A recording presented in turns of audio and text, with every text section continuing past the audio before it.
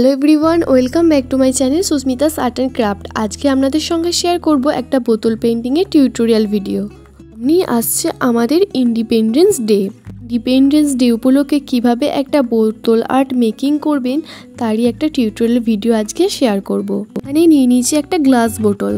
Painting করার ক্ষেত্রে প্রথমে একটা বেস কালার ক্রিয়েট করতে হয়, আর আমি এখানে বেস কালারটা ক্রিয়েট করেছি হোয়াইট কালার দিয়ে। এখানে আমি বোতলের বডি পার্টের থিমটা রাখবো আমাদের ফ্ল্যাগের ওপর। বোতলের ওপর অরেঞ্জ কালারটা করার পর বোতলটাকে ড্রাই হওয়ার জন্য রেখে দিয়েছিলাম কিছুক্ষণ।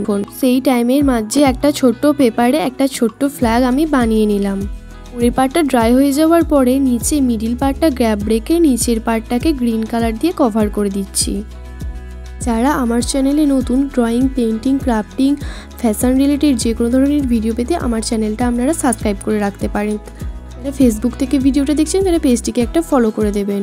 এরপর কাগজের একটা রোল স্টিক বানিয়ে ভিডিওতে যেমন দেখানো হচ্ছে এইভাবে আঠা দিয়ে বোতলের গায়ে সেট করে দিতে হবে। করার পর স্টিকটাকে ব্ল্যাক কালার করে দিলাম।